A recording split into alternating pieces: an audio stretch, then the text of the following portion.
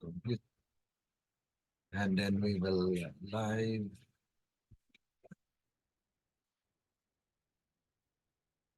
Okay, so this is a present truth. This is the present truth. Present truth. Okay. This is a present truth. Present truth series.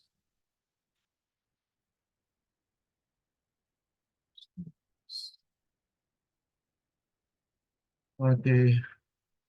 Kailangan live on our page.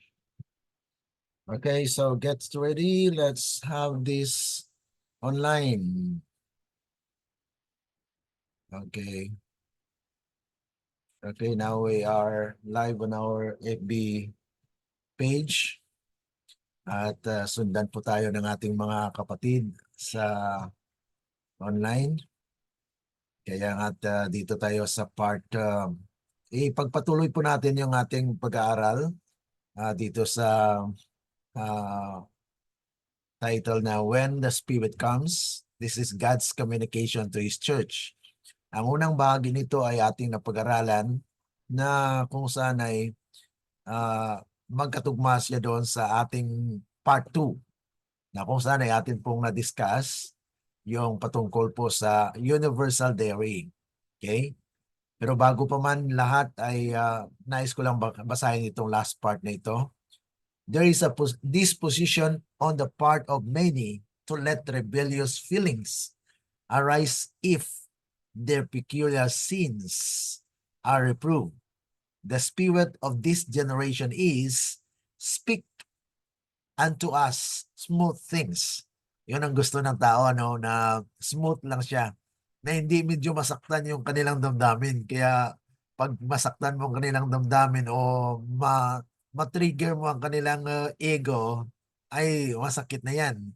So yan po yung gusto ng tao ngayon. Iniquity abound and the love of many who profess to follow Christ waxes cold. They are blind to the wickedness of their own hearts and do not feel their weak and helpless condition. God in mercy lifts the veil and shows them that there is an eye behind the scenes that discerns their hidden guilt and the motive of their actions. So yan po, talagang ang lahat ng mga bagay ay nasa, kung naman yan, clear sa Panginoon dahil all our actions, all our motives, all the things that we have done in this life is recorded. Kaya nga po ay kailangan talaga na there is an importance of character building, na yung character natin na perfect. Kaya nga po ito yung nais ng Panginoon na sa pamagitan po ng kanyang communication, mode of inspiration, dito po inihayag niya ang kanyang kalooban. So sa pagpapatuloy, tayo po muna ay manandali ng manalangin. Tayo po ay manalangin. Dakila at mabagin po naming Ama na nasa Diyo sa langit ka, kami po ay lubos na nagpapasalamat na kami muli sa hapong ito ay inyong ginabayan upang nandito at handang makinig po sa inyo.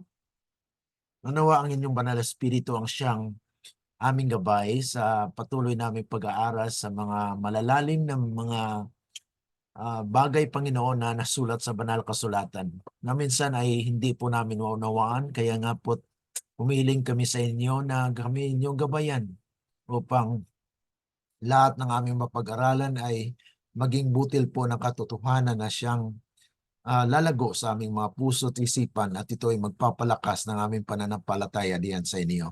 Salamat, Panginoon, at ay inyo rin pong gabayan ang aming mga kapatid na hindi po namin nakasama sa oras na ito. Nawa kayo po ang siyang patuloy na gagabay sa kanila at sa kanilang pagsusubaybay sa recorded at sa FB Live na ito, Panginoon, kasama ng aming mga kaibigan, mga kapatid, ay pagpalain po bawat isa sa amin upang lahat ng aming mapag-aralan na ito ay kapakinabangan po sa aming buhay. Salamat sa inyong pagtugon at amin pong inasahan na inyong dininig at kami inyong pinatawad at bigyan ng karunungan sa pangalan ng aming Panginoong Yesus. Amen. Okay. So dito po tayo sa part 2 nito. Ang unang bahagi nito ay yung the importance of the spirit of prophecy. Atin pong napag-aralan yung universal dairy. Yung universal dairy, there is a man who actually nourished the young cow, which actually the young cow is a big, malaki siya, bulwake siya, malaki, pero young. Ibig sabihin bago. Okay, itong two sheep, mature siya, pero maliit. So ito ay naglalarawan ng these are the creatures na nagkakaroon ng product na milk. Kaya sa spiritual life natin, ang milk is the doctrine, the teachings, at yung mga katotohanan. Kaya kung ang milk na ito ay galing sa young cow, ibig sabihin it's bago. Ito yung tinatawag nating spirit of prophecy, no? Dahil bago po siya. Okay? Pero voluminous po ang sinulat ni Ellen G. White. Kaya young cow. And then two sheep, ang two sheep po ay mature siya pero maliliit. So ito po yung Old and New Testament na kung saan yan po yung ninanourish. At pag marami na pong gatas, ay kaya nga po ay for the abundance of milk, they shall be what? They will give butter. For butter and honey shall everyone eat that is left in the land. So ito po ay prophecy na in the last days, because of the abundance of milk, then butter will be the one that will be used to feed the people of God. Kaya ito yung sa prophecy, no? Ang second na ating pag-aralan, ito po yung golden bowl. At ito po ay magkatugma din at we will identify kung sino po at sino yung lalaki na yon, na man that nourish the young cow and two sheep. Dahil kailangan po natin ma-identify yun. At dito po sa spirit of prophecy ay itong ilustrasyong ito actually is eventually will be fulfilled or mangyari sa harvest time. Okay? So the church in the time of harvest. So ito yung actually yung talagang kanya tugma na aplikasyon. Kasi sa ngayon, hindi pa bang ganun ang nangyayari? Kasi ang nangunguna sa atin ngayon, sa ating mga iglesia ay mga pastor. Ang tanong natin, sila po ba ay nag-aaral or kumukuha ng kanilang milk o ng oil doon sa Golden Bowl? Di po ba karamihan ng mga pastor ngayon ay sarili nilang unawa o sarili nilang interpretasyon? Kalimitan po, karamihan sa mga pastor ngayon ay hindi po nagbabasa nga po ng Spirit of Prophecy in the pulpit. So yan po yung mapapansin natin. Konti lang at minsan ay kuwan lang po, few pastors uses the Spirit of Prophecy to teach or to preach in the pulpit. So yan po yung katotohanan sa ngayon.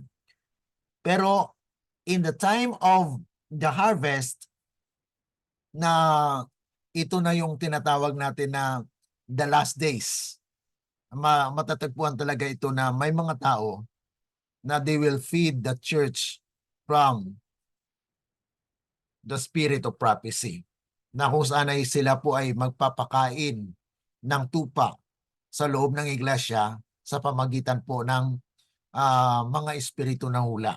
Okay? So, atin pong tungayan, basahin po, kung mayroon kang Biblia, ay basahin natin itong Sikaraya. Dito mayroong passage dito na paborito. paborito ng mga pastor na kino-quote nila. Pero hindi nila lubos na pag-aralan kung ano ang tinutukoy. Especially dyan sa verse 6. Tingnan natin mamaya, okay? So, buksan natin Bible sa Zechariah chapter 4, verses 1 to 6. Titigil tayo doon sa 6 kasi ma-emphasize po tayo doon sa verse 6 na yan. Okay, sige po.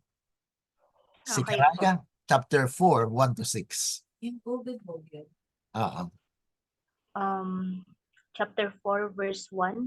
Ang anghel na nakipag-usap sa akin ay bumalik at ginising ako na gaya ng taong ginigising sa pagkakatulog. Verse 2.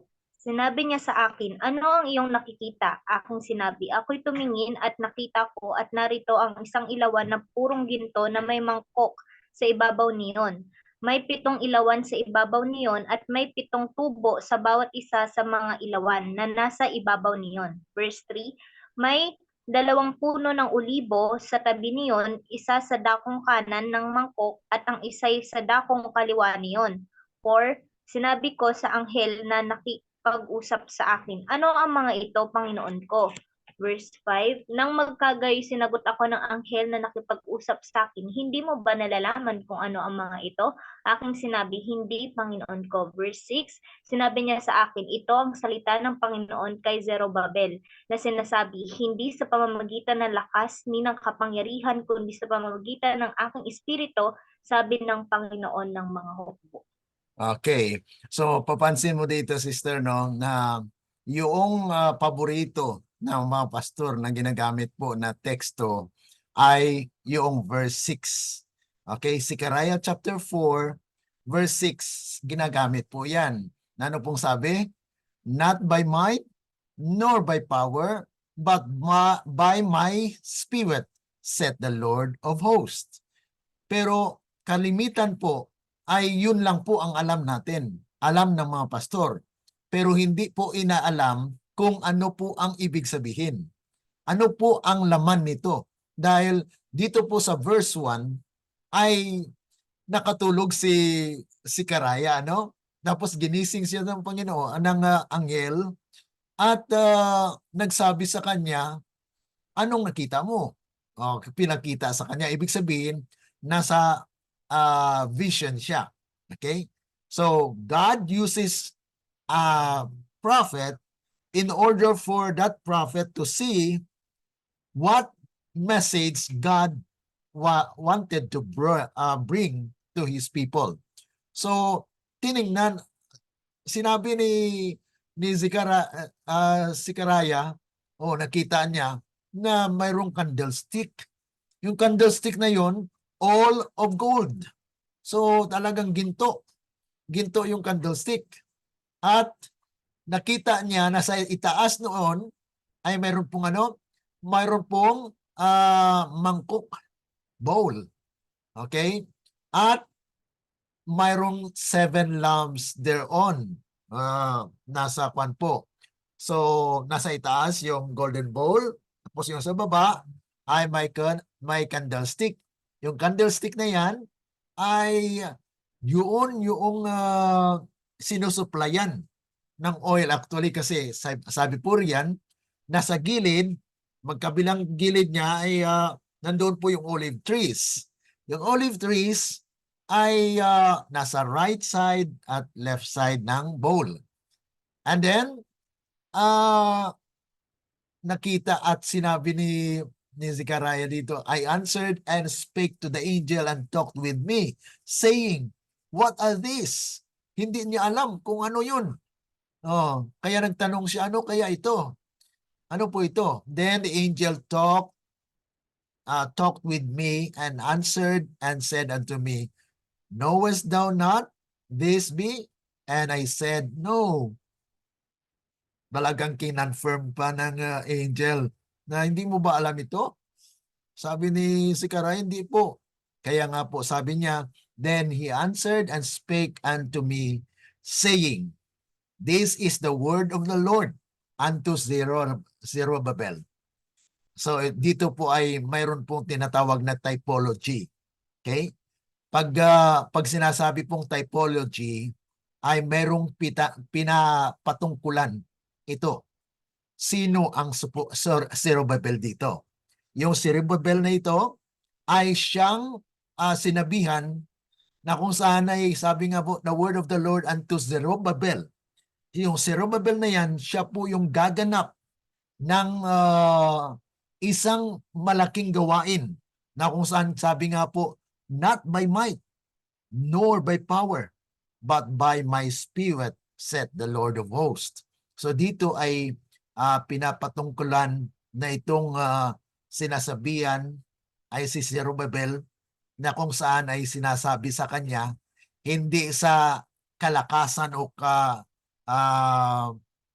yung not by might nor by power, but by my spirit. Kahit ano pang gawin ay wala pong kapaginabangan po yan.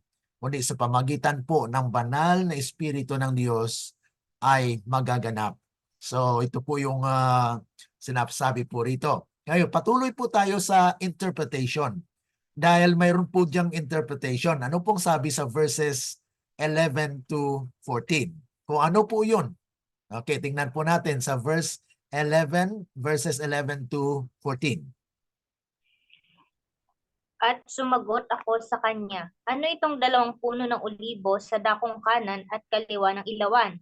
Sa ikalawang pagkakataon ay sumagot ako sa kanya, ano itong 2 sangang olibo na nasa tabi ng 2 gintong tubo na dinadaluyan ng langis? Sinabi niya sa akin, hindi mo ba nalalaman kung ano ang mga ito? Aking sinabi, hindi, Panginoon ko. Nang magkagayoy, sinabi niya, ito ang 2 binuhusan ng langis na nakatayo sa tabi ng Panginoon ng buong lupa.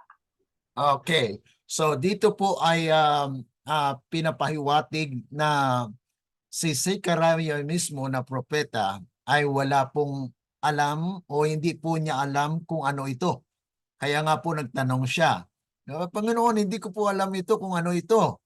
Kaya kung tayo lang nagbabasa nito, ay siyempre magtatanong din po tayo, ano kaya ito? Anong ibig sabihin nito? So itong 2 olive trees na binabanggit po dyan, ay siyang pinahiran. Okay, pinahiran po. Ibig sabihin, anointed na maging witnesses. Okay, 2 witnesses actually. So atin pong saliksikin sa espiritu ng hula kung ano po ito at ikumpara natin sa ating napag-aralan po. Okay? Dito sa Isaiah chapter 7 verses 21 to 22 ay ating pong napansin na mayroon pong the 2 sheep and the young cow. Ang 2 sheep ay the Old and New Testament at yung young cow is the spirit of prophecy. So the Testament, the Bible, and the spirit of prophecy. The same is true with this Zechariah chapter 4 na kung saan we will identify na kung sino po yung mayroon po diyang 2 tubo na siyang kumukuha ng oil from the olive trees. At yun po ay draw or talagang they emptied themselves. Ibig sabihin, daluyan sila ng oil patungo doon sa golden bowl. At yung golden bowl na yon ay doon naman kukuha yung 7 maliliit na mga tubo patungo doon sa kandelero. Yung kandelero is actually malalaman natin sa ating pag-aaral at this moment. Now, ito po yung note natin. Atin pong tandaan sa ating pag-aaral na all the Bible messages from heaven since 1844 are prophetic. Okay? So, lahat ng ang napag-aralan po actually sa mula noong 1844 ay mga prophetic po yon. Katulad ng Daniel chapter 8 verse 14. Unto 2,300 days. Applicable po yan ay naging year siya, 2,300 years. Yan po ay the cleansing of the sanctuary. So dito naman ay ating pong napag-aralan yung the 3 angels' messages and the 4th angel's message. The Sabbath and the sanctuary, At dito malalaman natin, mapag-aralan po natin ng mensahe ng three angels message is the judgment for the dead, and the message of the fourth angel is actually the judgment for the living. Kasi alam po natin bilang Seventh-day Adventist, ang tinuturo po sa atin ay investigative judgment for the dead. Pero kalimitan ay hindi mo nababanggit yung investigative judgment for the living. Nasa ngayon pala mayroon ng judgment. Kasi inintay nila, pagdating daw ni Kristo, yan na yung judgment. Pero yun ay mali. Dahil pagdating po ni Kristo, ay tapos na po yung tinatawag nating investigative judgment. Ang hinihintay na lang yung tinatawag executive judgment. Pero iba rin po yung sinasabi dahil may magtanong niyan po mga kapatid, pagkatapos sa second coming ay mayroon pong judgment doon sa langit kasi within 1,000 years. Na yung 144,000 ay sabi, bakit magkaroon pa sila ng judgment kung na-judge na yung mga mga banal. Oo, yun na nga. Ang lilinisan kasi doon sa sanctuaryo ay yung libro. Okay? Yung libro na kung saan nandoon nakatala ang lahat ng mga pangalan ng mga nakasulat doon. Okay, sa libro. Kaya mayroon seven seal, o yung book with the seven seal. Kaya yun po ang bubuksan at usisain. Pero itong judgment na tinutukoy po during 1,000 years, ayan po ay a judgment for the wicked. Okay? So it will be confirmed during that time na tama ito. So judgment yung para sa mga wicked ay talagang ikuan po yun. Pero yung judgment for the dead, righteous, and the dead and the livings, yung mga living po, mga buhay, ayon po ay during the probationary time. Okay? So hanggang ngayon ay mayroon pong investigative judgment na kung saan yan po ay pinapangunahan po ng ating Panginoon na siya po ang nagbubukas ng libro na yon. Okay? Because that book is actually the book of life and the book of the Lamb. Yan po yung pag-aaral sa seven seal naman. Okay. So dito po ay sinasabi po rito, thus, these messages written by the Old Testament prophets were stored for us who are living in a time of the end. Kaya nga po itong mga natala sa Old Testament ay para po yan sa atin. Ngayong kanyang application. This is the butter and honey which all his days must feed on to mature and to be harvested in the heavenly barn. So pag matapos na yung harvest, yung judgment sa kanila, then ipapasok po sila sa kaharian, sa barn. Okay, sige po, kung may tanong kayo. Brother, ang ibig Yes. niyo po bang sabihin is yung judgment, yung investigative judgment for living para lang po sa ano po yun, sa mga banal? Yes, dahil ang unahin ng judgment na Panginoon ay nasa church. Okay? Ayon doon sa 1 Peter chapter 4 verse 17. Okay, punta po tayo doon. Buksan natin ang Bible, 1 Peter chapter 4 verse 17. Saan mag-uumpisa ang judgment? Okay. So tingnan natin kung ano po ang sagot ng Biblia patungkol po dyan sa kung kanino at saan mag-umpisa ang paghukom. 17. Sapagkat ito'y panahon upang simulan ang paghuhukom sa sambahayan ng Diyos. At kung magsisimula sa atin, ano kaya ang wakas ng mga hindi sumusunod sa ebanghelyo ng Diyos? Okay. So diyan mag-uumpisa yung paghuhukom ng Diyos sa kanyang sangbahayan. Ibig sabihin, kung sino ang nakatanggap ng katotohanan, kung sino ang nakatanggap ng liwanag, ang siyang titimbangin kung siya ba ay namuhay ayon dun sa liwanag na kanyang natanggap. Ayan. Kasi hindi naman maghuhukom ang Panginoon kung hindi pa nakatanggap, di po ba? So, yun po yung basihan na kung saan ay ang tumanggap ng mensahe o nakarinig ng mensahe. Kasi dalawang klase rin ang kwan ang target nito eh.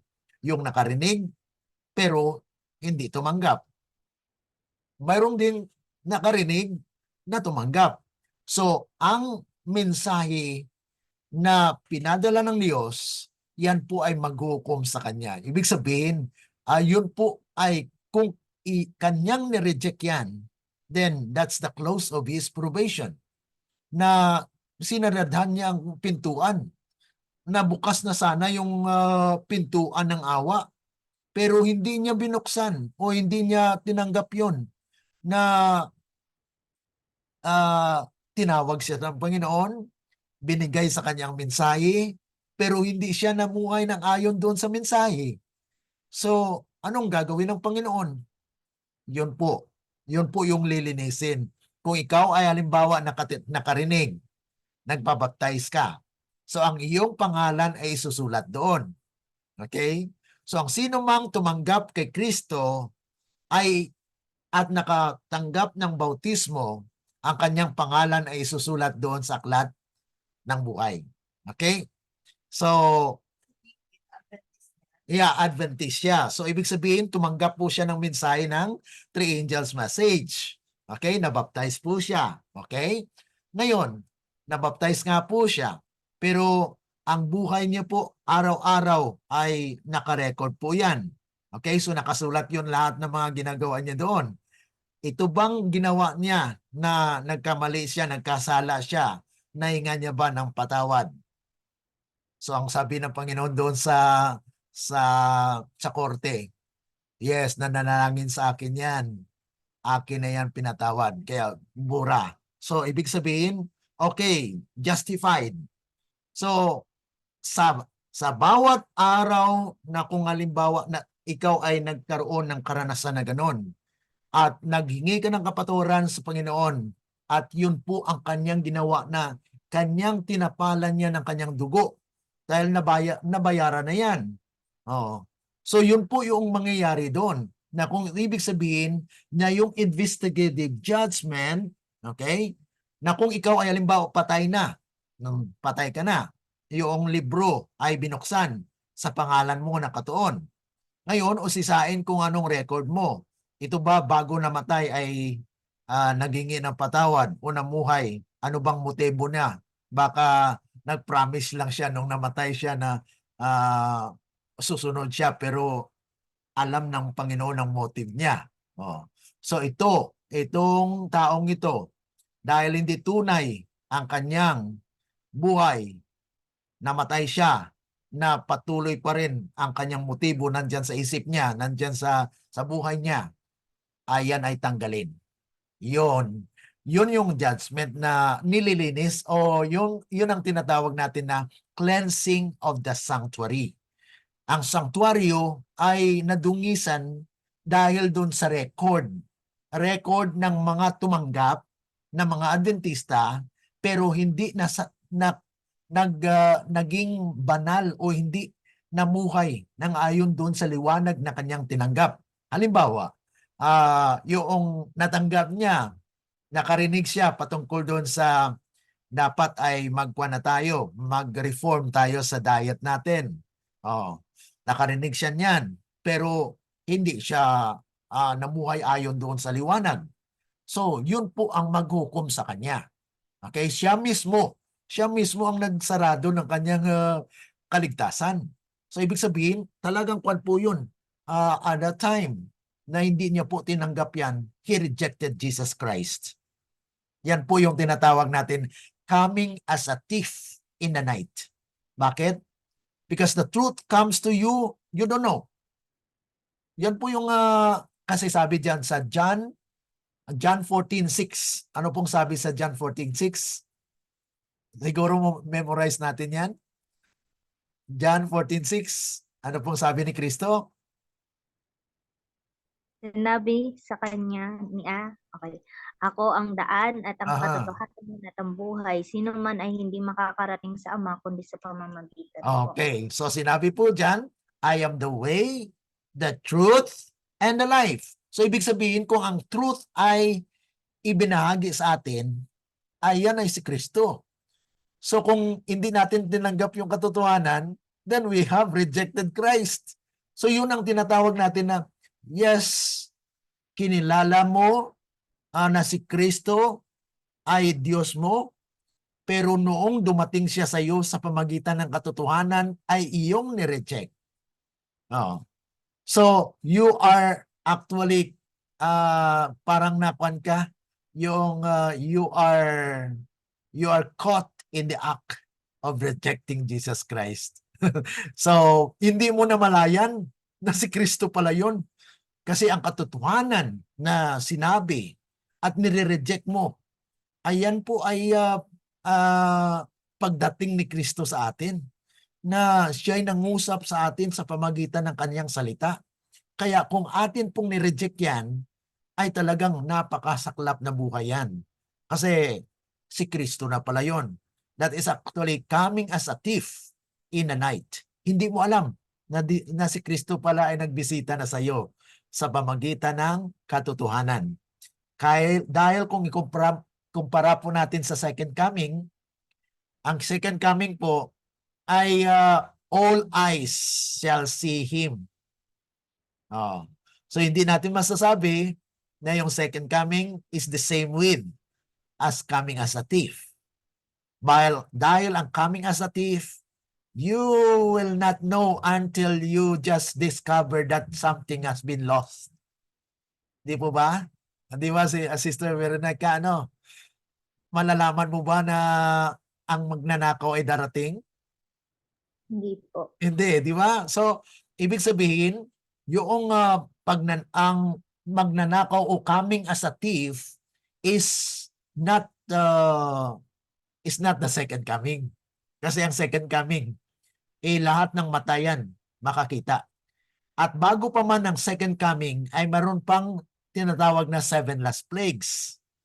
Di, closer to the time of the second coming, you will know that Christ is coming.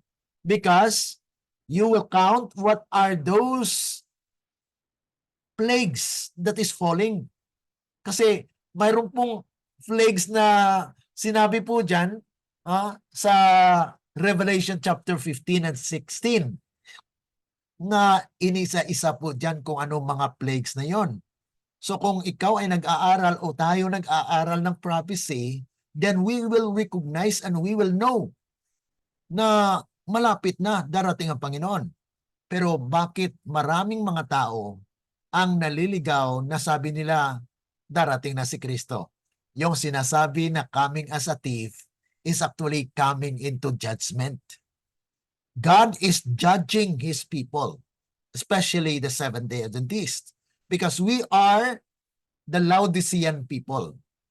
At alam natin kung ang Laodicean is actually came from the two Greek words. Okay? Laos and Diceia. Laos means people. Diceia means judgment. So therefore, Laodicea means is the people that has the message of judgment. Yan po yung ating kalagayan. Ang sitwasyon at kondisyon po ng ating church is neither cold nor hot. Hindi po siya malamig, hindi naman po siya mainit. Kaya nasa katamtaman siya. Iyan po ang ayaw na ayaw ng Panginoon. Yung katamtaman. Ibig sabihin, pwede ka maging mainit, pwede ka maging malamig. Bakit? Ano pong kalagayan yan? Yung pagiging mainit ay kung mainit ang panahon, kailangan mo ng malamig. Pag malamig ang panahon, kailangan mo ng mainit. So that is a condition where you need something. Kaya sinabi po dyan ng Laodicean, they feel they are rich, but yet they are poor. Kasi kontento na sila. They are contented of their situation, their condition. Ngunit sa mga taong mainit at malamig, nangangailangan po sila. Mainit, nangangailangan sila ng malamig. Malamig, kailangan sila ng mainit. So that is actually a condition which they need something. Okay. Maliban lamang doon, sa pag lukewarm ka, ay talagang kampante ka na. Okay na to. Sige, Sister Veronica, kung may tanong ka, o sige. Sorry po, brother. Marami po akong confusion. So, sinabi niyo po na yung investigative judgment for living is sa Adventist lang po ba or sa ibang religion din po? Okay. Yung judgment kasi ay patungkol po yan sa bayan niya. Okay? Dahil sabi doon sa 1 Peter na binasa natin, the judgment will start kung saan ang katotohanan. Okay. So dito po sa ating pag-aaral ay we are taught, tinuruan po tayo na yung judgment ay for those who had been written in the book of life. Kung sino po yung nasulat doon sa aklat ng buhay. Hindi natin alam kung may mga nahalo doon ng mga, siyempre mula noong kapanahunan ng creation, ay wala naman pong Seventh-day Adventist na church noon. So yung mga sumusunod sa kalooban ng Panginoon. So ang basihan doon ay yung kalooban ng Panginoon na kung sila'y tumanggap at na nakatanggap na ang present truth in their time. Kung anong katotohanan na tinanggap nila, ay yun po yung pagsulat ng pangalan nila. Katulad kay sa panahon nila Noah. Alam natin, yes, they are offering the lamb. Sumusunod sila sa kautusan ng Panginoon. So they are obedience to the law of God. Pero karamihan sila ay talagang wala. Okay? May follow-up? Ano po kasi, parang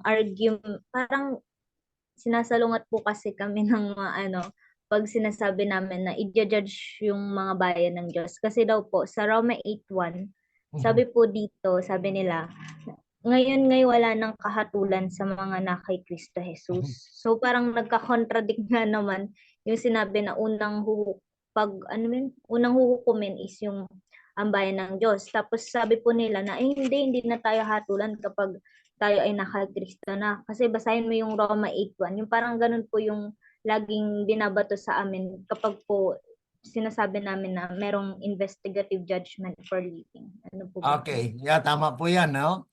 Pero kailangan makuha natin, makuha natin kung ano ang kahulugan ng kahatulan. Okay? Mayroon po siyang verdict. Okay? Mayroon po siyang tinatawag na process, due process, na kung saan ay kung nakay Kristo ka. Okay? Yes, there is no condemnation for those who are in Christ. Pero the record says, may record kasi yan. So sa judgment, ay hindi po tayo hindi natin malaman yung verdict kung walang process. Kasi ang process po ay nasa kay Kristo nga po. Siya ang tagapamagitan saan? Sa sanctuaryo. Kaya maraming mga born again, Baptist at iba pang mga reliyon against sa ganito because they don't have the message of sanctuary. Okay, wala po silang sanctuaryo na study. Kaya sa atin bilang bayan ng Diyos, mayroon po tayong ito po yung tinatawag natin na ano tawag nito? Special na gift sa atin dahil mayroon tayong spirit of prophecy. Pero sa mga Katoliko, sa ibang mga reliyon na yan, sa Baptist, ay wala po silang sanctuary doctrine, especially ng investigative judgment for the dead. Wala po silang ganyan. Sa atin lang po mga Seventh-day Adventist na pinag-aralan po natin ng prophecy, kaya nga po para sa kanila ay magkasalungat. Pero kung basahin natin po yung prophecy, kasi Daniel chapter 8 verse 14. Yan po yung unto 2,000 days then the sanctuary shall be cleansed. So ang sanctuaryo ay linisin. Paano malinisan yan? Doon nakatala yung mga records. At i-connect natin yan sa Revelation chapter 13 verse 8. Yung Revelation 13 verse 8 ay nakatala doon ang mga pangalan sa Book of Life. So ang Book of Life, ayan po yung talaan ng lahat ng mga pangalan na naitala doon. Pero paano po sila hatulan? Sa pamagitan ng record. Naka-record po ang kanilang ginagawa. Okay? That's why the deeds of the law is actually the fulfillment is the deeds of Christ. Maliban yung taong yun ay nasa kay Kristo, then there is no condemnation to him. Pero pag siya ay tumanggap kay Kristo, pero ang kanyang buhay ay salungat sa buhay ni Kristo, can we call that Christ is in him? Di ba? Di ba, Sister Veronica, no? Na yes, you are professing. Kasi sabi ng Biblia, di ba? Diyan sa Matthew 7 verse 21, sinasabi diyan, maraming tumatawag sa akin, Lord, Lord. Pero kilala ba ng Panginoon? Yun ay isang tanong doon. So those are people who are professing to be Christian. Now, how to be exact or how to be justice or how to be righteous judge kung wala kang proseso, kung wala kang pangalan, kung wala kang basihan ng iyong judgment. So it might be, it will be just void, null and void po yan. Kaya ang Diyos po ay may order. Na hayaan natin yung mga taong walang liwanag nito kasi hindi nila talaga maunawaan yan. So that's why we cannot insist what we believe because that's the light that they receive. Bagamat sabihin natin, yes, we share the light to them, pero hindi natin mapipilit sa kanila dahil ang nasa kadiliman ay hindi po tatanggap ng liwanag. Ayun po yung katotohanan dyan. But we cannot condemn as well because time may come that they will also be open. I don't know. We don't know. That's why we need not to condemn anyone as well. We just respect each other para at least tayo maging ligtas din po sa yung tinatawag natin, we condemn or we judge others. Okay? Nasagot po ba, Sister Veronica? I hope it helps. Oo, kasi tayo pong mga Seventh-day Adventists, mayroon po tayong sanctuary doctrine that is actually the one of the pillar of our Seventh-day Adventist doctrine, sanctuary, at saka Sabbath. Yan po yung kuan natin, and then spirit of prophecy. So yan po yung pillar of our doctrines na sa ibang reliyon po ay wala. Okay? So yun po yung pagkakaiba lang sa mga Baptist or evangelicals na sabi nila ay we are no longer be judged because we are in Christ. Yes, it's true, but you know, God has a process of judgment that His judgment will come first to those to the house of God. Okay, kaya sabi rito, mga question dito. Is the spirit of prophecy separate from the Bible? Yan ang sagutin actually sa study natin. How about those who doubt the SOP? Paano naman sila? Okay. Is the SOP important for our salvation? Ito yung mga question na talagang crucial na dapat sagutin. Okay, tingnan po natin. Ito po ang mga Bible text na makatulong po sa atin pag-unawa kung ano po ba ang ibig sabihin ng spirit of prophecy. Kung ito ba ay kinakailangan sa ating kaligtasan or baliwala na lang. Tingnan natin sa 1 Thessalonians chapter 5 verse 18 to 20. Okay, basahin nyo dyan sa Tagalog kung mayroon kayo ba Bible. Okay po. Sabi po rito sa verse 18, sa lahat ng bagay ay magpasalamat kayo sapagkat ito ang kalooban ng Diyos kay Kristo Jesus para sa inyo. Huwag Mhm. ninyong patayin ang ningas ng Espiritu, huwag ninyong hamakin ang mga pagpapahayag ng propesiya. Okay. So yan po yung una na kung saan ay dito ay magpapasalamat tayo. Bakit po? Dahil mayroon pong kalooban ng Panginoon para sa atin na ito ay talagang para sa kanyang bayan. Na sabi niya nga ay huwag patayin o huwag ipigilan o huwag sangsalain o huwag hadlangan yung gawain ng banal na espiritu. Kasi ang banal na espiritu, ayan po ay mayroon po siyang gawain na ipahayag yung mga propesiya. Kaya despise not prophesying. So ibig sabihin, prophesying or pag-aaral sa propesiya ay isang kinakailangan dahil ito ay gawa ng espiritu. Na in these last days, God will guide us into all truth. Yan po yung sinabi sa John 16 verse 13. Howbeit that when I go to the Father, I will send you the Holy Spirit. And when He comes, He will guide you into all truth. Kaya yun po ay napaka-importante na ang Espiritu po ng hula ay mapag-aralan dahil yan po ay gawain ng Espiritu Santo. Okay. Now, Revelation chapter 12 verse 17. Ito ay identification mark of those in the last days. Sabi po rito, nagalit ang dragon sa babae at umalis upang digmain ang lalabi sa binhi ng babae, ang mga tumutupad sa mga utos ng Diyos at ang mga may patotoo ni Jesus. Okay. So dito po ay nagalit yung dragon sa babae.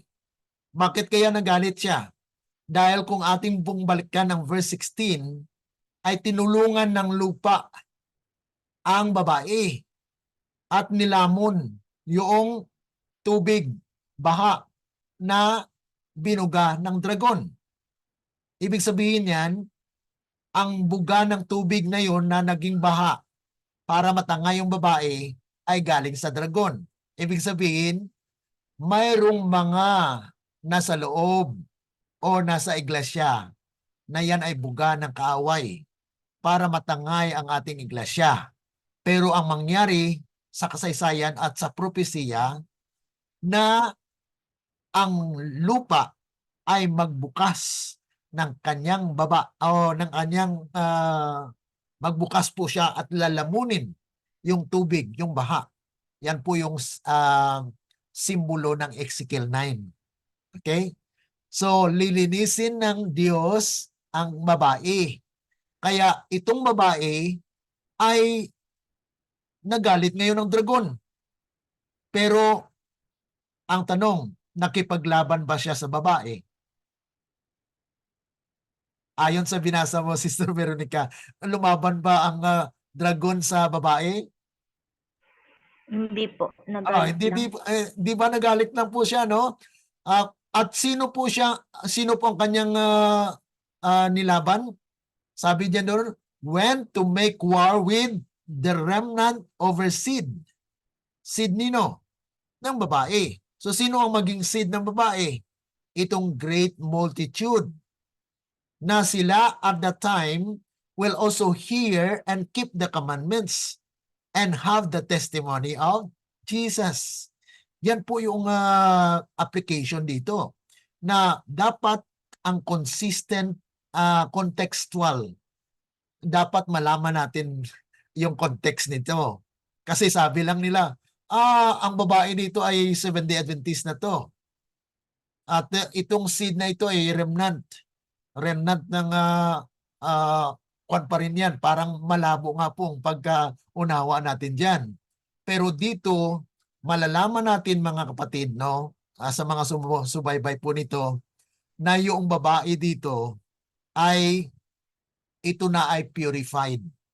Siya po ay triumphant church na siya. Bakit po? Dahil sa verse 16 ay tinulungan na po ng lupa ang babae. At ang tubig na binuga ng dragon ay nilamon. That is Ezekiel 9. So, itong babae ngayon, ang 144,000 purified. Siya ay pure na siya. Okay? Yan po ay talagang sa malawak na pag-aaral po ay sa pagpapatuloy po natin ng pag-aaral, malalaman po natin yan. Pero ito po ay paumpisa at sinasabi ko po sa inyo na ito po yung the ever-living Church of God na kung saan ay may pagkakataon sa kasaysayan ng iglesia na siya po ay maging triumphant church at ang dragon hindi galaw sa kanya. The dragon cannot touch the woman because they are already sealed. They are already pure. And they are the triumphant church. Kaya ang kanyang gagalawin ay yung great multitude. Yung mga tatanggap pa lang. Kaya ang test sa kanila ay sandilo. Kaya ang sino mang mananampalataya during that time ng mga protestante o anumang mga grupo ng mga tao ay hamon po sa kanila yon. Pero God will pour out His Spirit to all flesh. Yan po yung sa Joel chapter 2 verse 28. Na He will pour out the latter rain power. That is powerful already mga kapatid, no? Na kung saan ay sa panahon na yan, ang bayan ng Diyos ay mag-guide na. Kaya yung golden bowl doon na ating nabasa kanina, yun na yung umiiral sa panahon na yan kasi harvest time na. Okay? Nakuha niyo po? Na during na time, ang bayan ng Diyos, ang kanyang ministeryo, yung 7 pipes na yon, ang mga nag-aaral dyan ay lahat ng ipagpakain nila ay universal dairy na. Hindi na siya gatas, kundi butter and honey. Kaya matamis at malaman ang mensahe sa panahong yan. Sa loud cry po mga kapatid. Dahil itong verse 19, verse 10, chapter 19, verse 10, sabi rito, and I fell at his feet to worship him. And he said unto me, see thou do it not. I am thy fellow servant of thy brethren that have the testimony of Jesus and worship God, for the testimony of Jesus is the spirit of prophecy.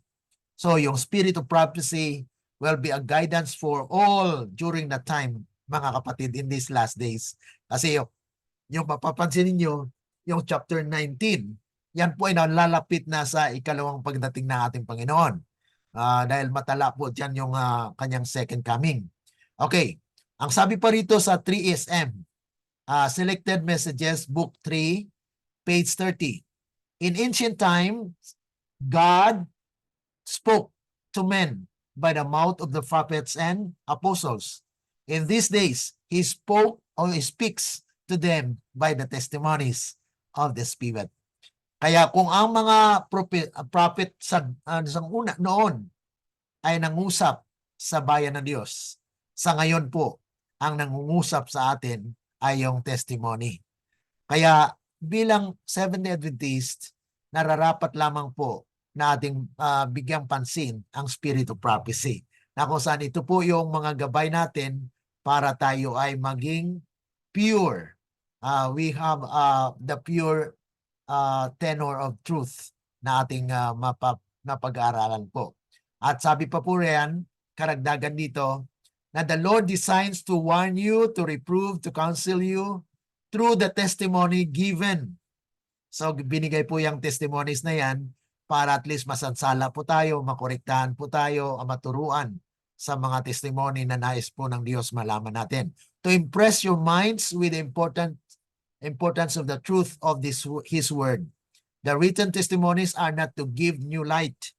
Hindi po magbibigay ng bagong liwanag, kundi magpapaliwanag. Ibig sabihin, nandiyan na yung liwanag, ay yung katuruan, pero hindi pa po maliwanag. So ibig sabihin ay to give more enlightenment.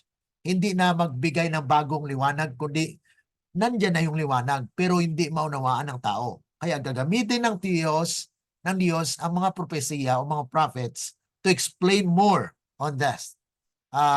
That it is actually the mode of inspiration which only the Spirit can teach us and interpret for us. So yan po. Man's duty to God and to his fellow men has been distinctly specified in God's word.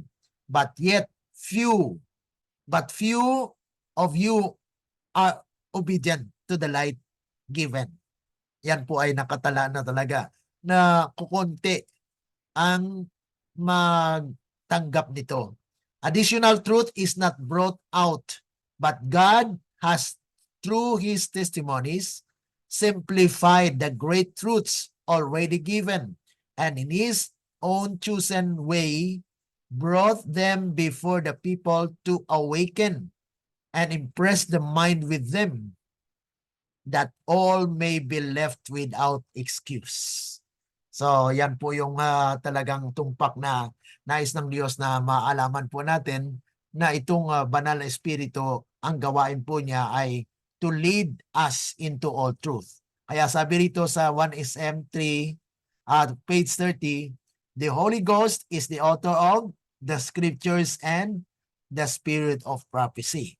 These are not to be twisted and turned to mean what man may want them to mean, to carry out man's ideas and sentiments, to carry forward man's schemes at all hazards.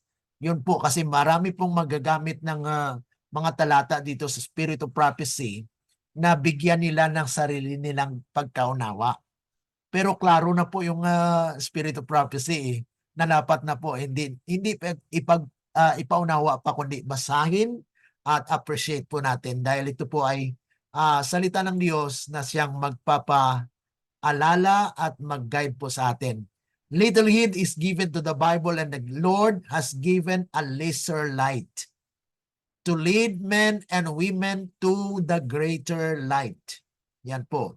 So yung Spirit of Prophecy is not the greater light. It is actually the lesser light that will lead us into the greater light, which is the Bible. Okay?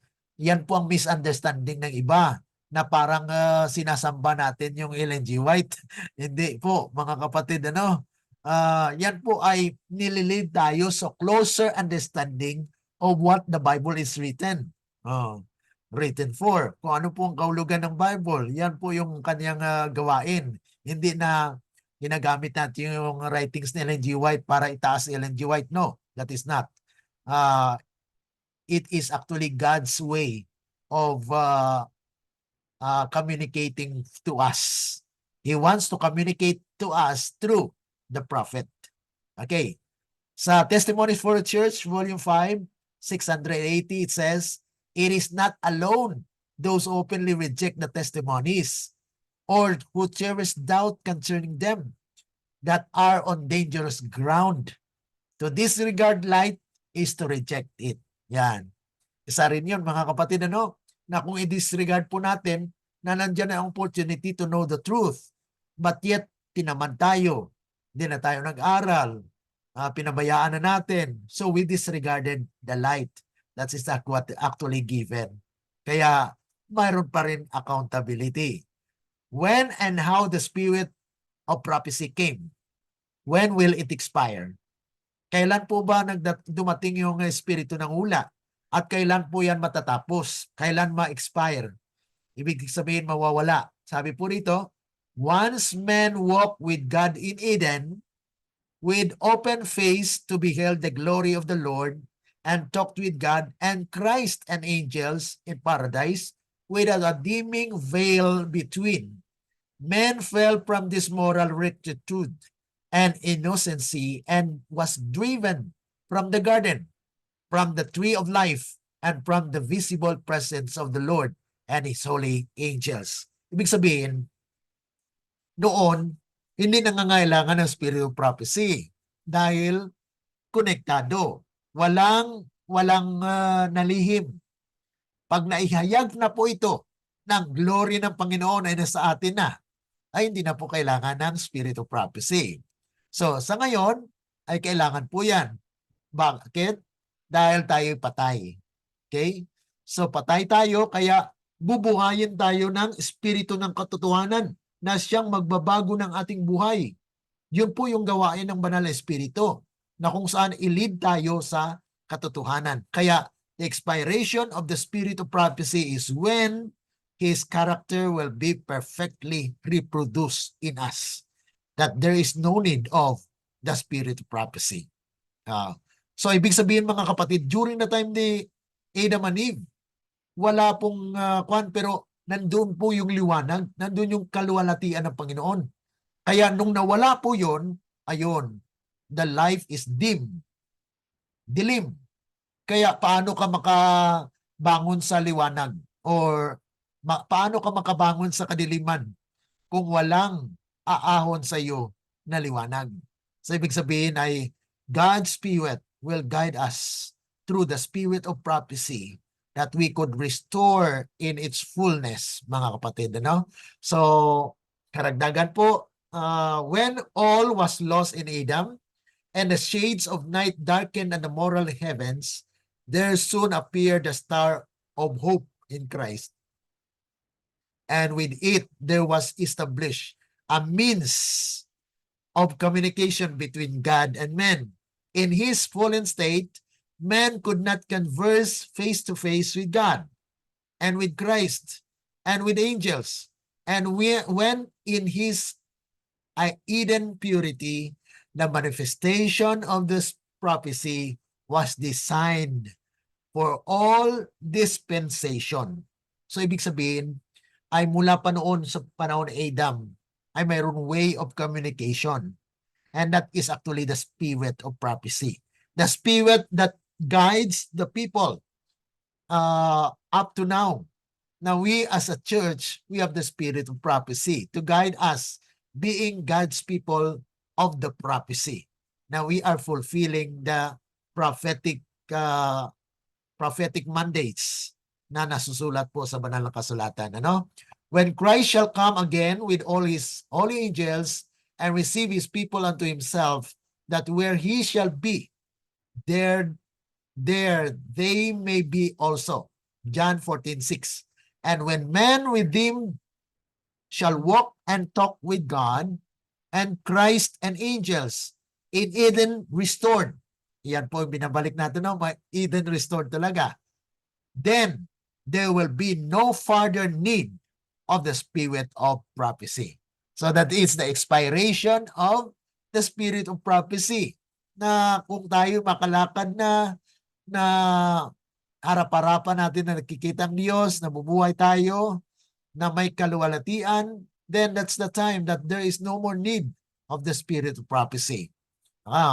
When the Redeemer shall come, the controversy be ended, the saints rest given, and they all immortal meet around the throne with angels, and face to face behold the glory of God and the Lamb. The spirit of prophecy will be numbered among heaven's choicest blessings of the past. Oh, wow. So, mariremember mo na lamang na salamat Panginoon dahil sa banal na espiritu, sa pamagitan po ng espiritu ng hula ay nandito ako ngayon.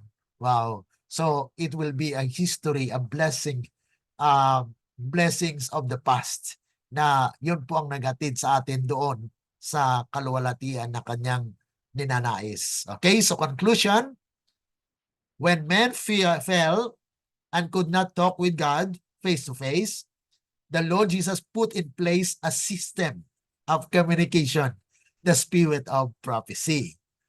In this system, God in its age selects prophets and inspires them to write the scriptures.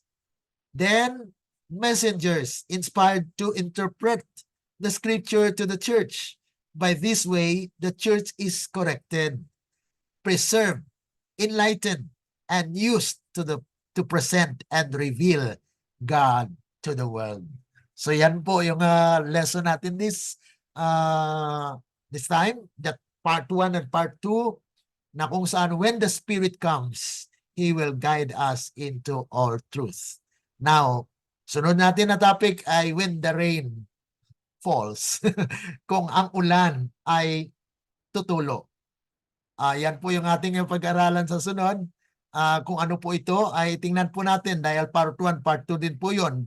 Kaya ito pong series natin ay Present Truth series. na medyo may kalaliman sa mga propesya natin pong pinag-aralan, na God will lead us into all truth because the Spirit has already come. And we have the guide.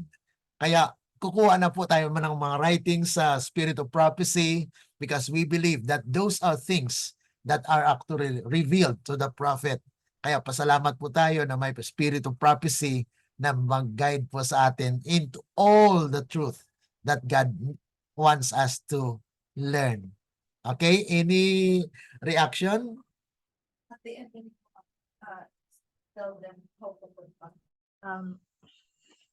Ano po yun, brother? Di ba yung Lao people, tas Desha, ano po dyan?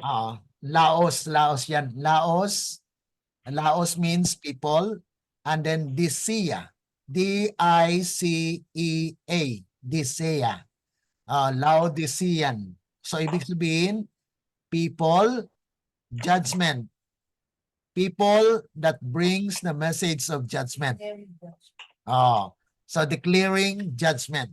So you are actually, that's why in the first angel's message sa Revelation chapter 14 verse 6, sabi po doon na fear God and give glory to Him for the hour of His judgment is come. Nakuha niyo po? Nandyan po yung message ng three angels message. Na yan po yung una actually na fear God and give glory to Him for the hour of His judgment is come, and worship Him. So mayroon pong karugtong. Worship Him. Dahil noong pagkatapos mo ng great disappointment, ay inihayag din po ng Panginoon kung how the people of God worship Him through the Sabbath. Okay? Dahil ang unang babae po sa kasaysayan ng Seventh-day Adventist ay si Rachel Oakes.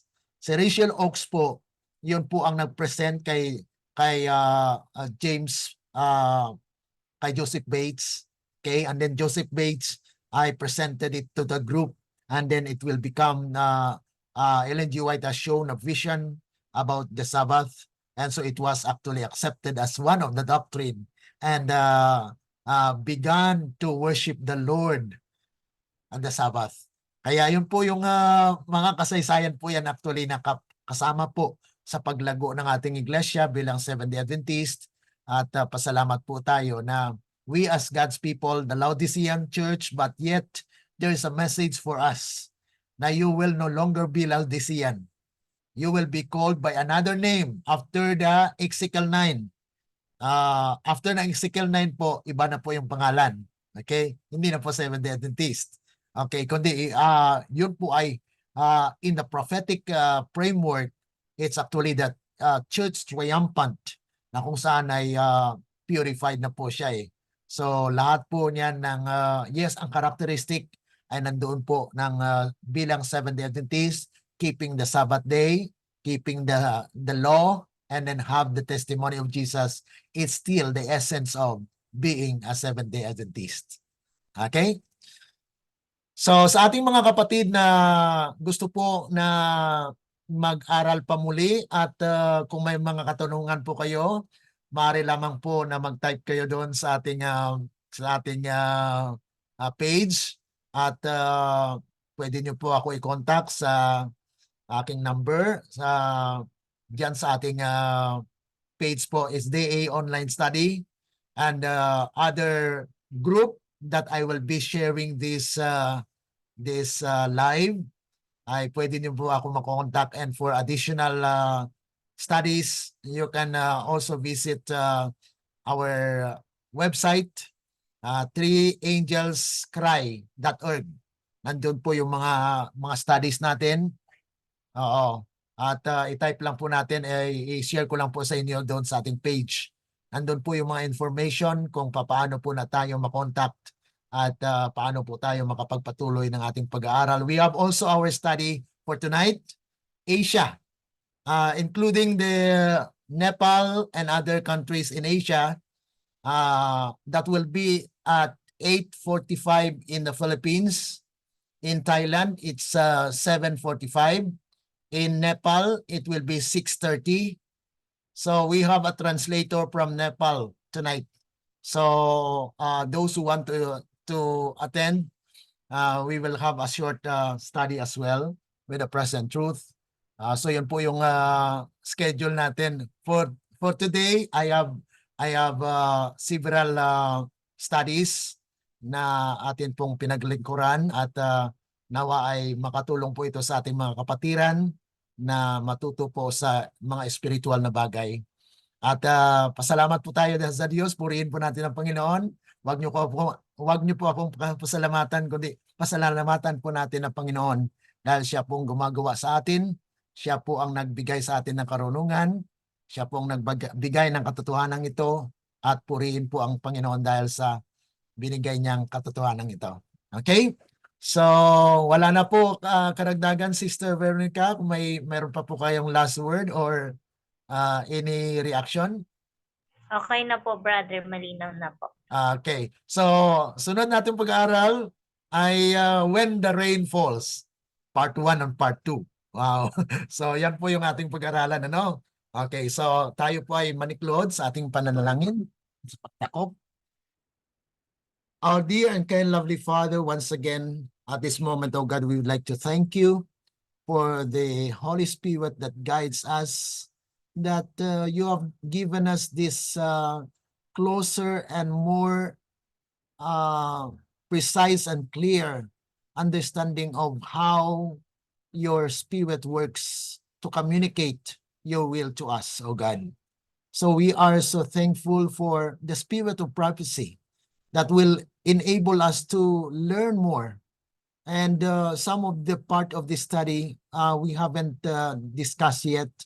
Who are those involved in the interpretation and also the message that had been written in the spirit of prophecy?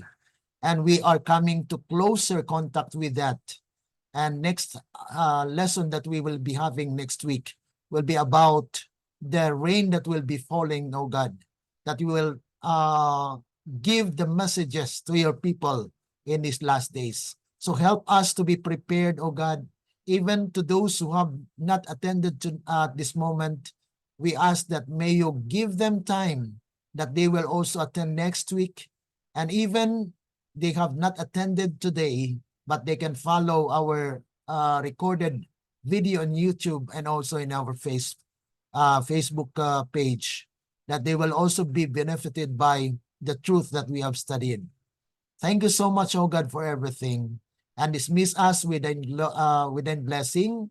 At lubos po kami nagpapasalamat sa inyo na kayo po ang siyang nagbigay sa amin ng karunungan at binuksan po ang aming mga puso't isipan sa mga katotohanan ito. At amin po itong pinasalamatan at sinasampalatayanan na maganap ang inyong kalooban, hindi ang sa amin. Ito po ay aming dalangin dahil lamang po sa matamis na pangalan ng aming Panginoong Jesus. Amen. Let the words of our mouth and the meditations of our hearts be acceptable unto thine sight, O Lord, our strength and our Redeemer. Amen. Amen. Amen po, brother. Okay, so God bless. God bless po. Thank you so much po. Okay, God bless. Bye-bye. Okay po.